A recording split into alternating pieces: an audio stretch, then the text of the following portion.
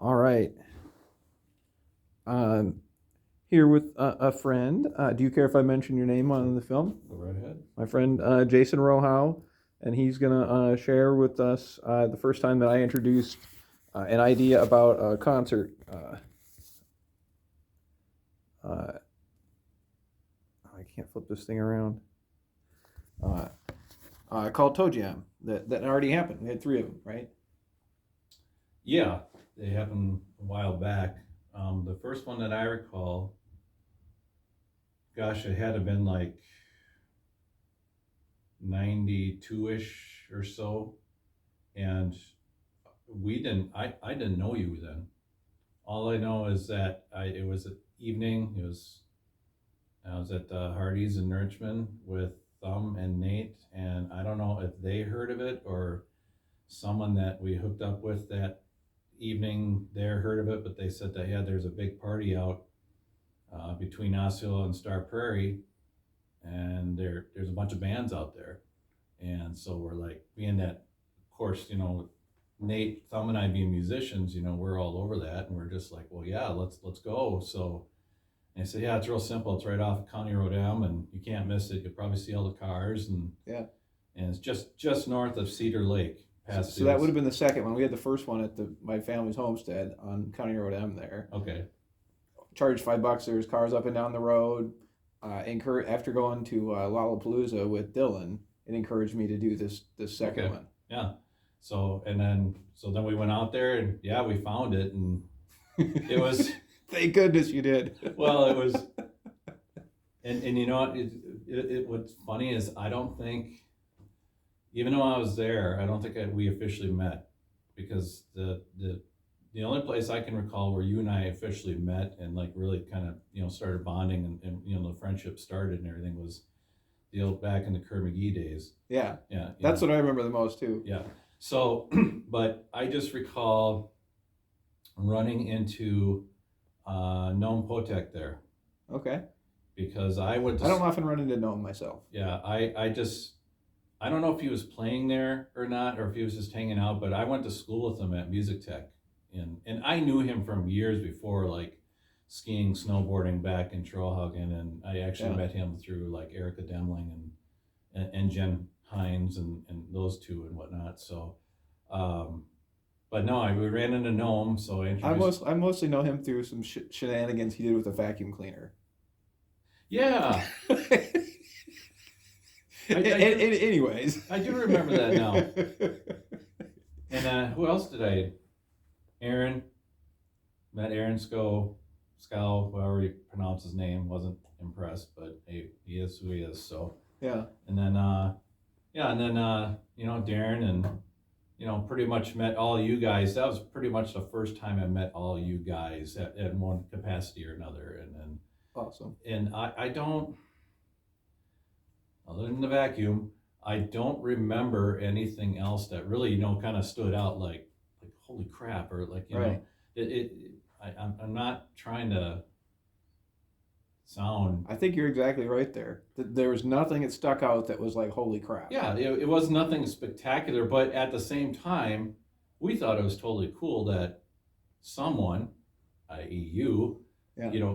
decided to, give local bands a chance to, showcase, whether it's, the crappy three-piece band, that just wanted to play a couple Nirvana tunes or something like that.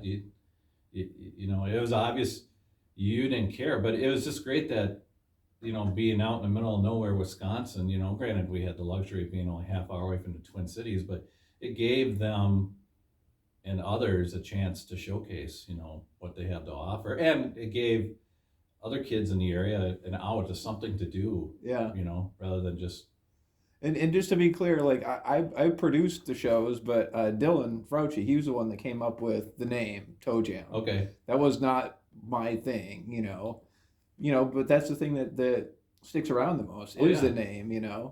So and it kind of, I want to say it was the beginning domino of, let's say. Oh, more so than you know, sir. Well, of like what we call the West Wisconsin, jokingly call North of Highway 8 music scene, because Yeah. that was my Nate and Thumb's first introduction to that group, which, of course spawned other notable bands that came from that area and era, and solidified a lot of friendships to, still goes on this day. I mean, it spawned so Yeah. many bands and sub bands on top of that. And, Who I would say most of which are still largely unsung bands. oh yeah, definitely. Yeah. So, um, They haven't hit the major airwaves or anything like this yet. no. And in a way that's kind of sad, because there was a lot Very of sad. blood, sweat, and tears that went into those groups, Uh-huh. and Do you guys think that you could just pick up today and just like play the songs, or after like a couple weeks of practice, or yeah, it probably after a couple practices and a couple listens, like, yeah, it's like what it's part goes after this part kind yeah, of thing. it's been so long. It's funny that you mention that, because actually I got asked to do a reunion show this summer for the last band I was in, Drop Nickel, Uh-huh. and I was like, yeah, that's great, but what's sad is that I haven't touched my drums in like 5 years. Yeah. So my wife, of course, April, she's just like, "Oh, you're setting up your drums." I'm like, well, yeah, I said I would do the reunion show, so yeah. So that's great framing for what I wanted to bring up, which is something, and it's the same unspectacular thing. That's like, it was pretty easy to get a budget together for Toe Jam to say it costs this much to build the stage, this much to run the sound system, and then I love the promotion of it. The people, at least at the second one, not the third one, I did the third one wrong, but the second one, that people had skin in the game. Mm-hmm. Each person was paying what, like 30, 40, $50, and then they in turn promoted. Yeah. They got their friends and family and stuff there, which is great. And this is the I have something else now. That my original idea for it was to take the conversation that we're having here, and then I have a couple documents that I'm going to give you, and I don't know if we should even look at them here, but to start a blog or a book or something with this very conversation, to take it and to write it out and have this be the introduction to the thing that also has the same reasons to do it that Toe Jam did, that you mentioned, which was to give some people something to do, and to bring them together in a way that was conducive to enjoyment and fun. Mm-hmm. Which I feel like we've been largely devoid of recently. I've tried to tell jokes recently, and it's like people don't even give the benefit of the doubt that things could be jokes anymore. We've like reached a certain stage of stagnation, I think, for like capitalism has entertained us for so long that we're so used to being entertained that we've stopped doing the entertaining. Mm-hmm. Yeah. And in my case, it was on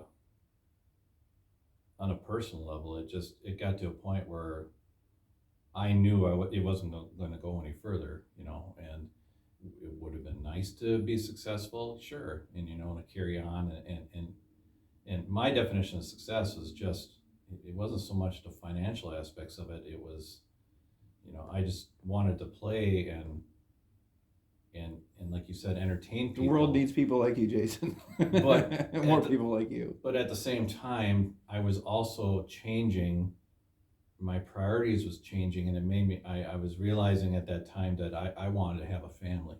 Yeah. And I wanted to have kids, and I also knew that I've seen so many friends, i.e. musicians, who tried doing the musician slash family thing, and it just didn't work, and I didn't want to be that. I've always wanted to have a core family, you know, whether it be the 2.5 kids, and you know, it just made me realize that took a stronger precedence on a personal level. Mhm. And so I decided to go down that route, and I'm happy I did. Are there times I miss playing? Sure, but it's it's a very fruitful life. What the path I took nowadays, and what's even more fun is to me now is reminiscing, and you know, like the boys that ask questions on occasion, and now they're at that age where they could care less. You know, it's just I'm just an old man. You Yeah. know, but it's it's still fun. You know, the drums are still down in the basement, and I miss it from time to time. So it just this is why, you know, when the reunion show popped up, I jumped all over it, and I told them I was like, well, it can't be right away. I need to practice. So I got to get my chops back up. I could play probably one song, but I'm going to be dead. I'm just going to be completely gassed, you know, because of the type of songs we played and whatnot. So Yeah. yeah, but So I well, I'm gonna pause here, and then I'm gonna give you this 8-page document and let you have a look at it, and I don't know, because I don't know what to do next, so I'm just gonna turn this off. okay.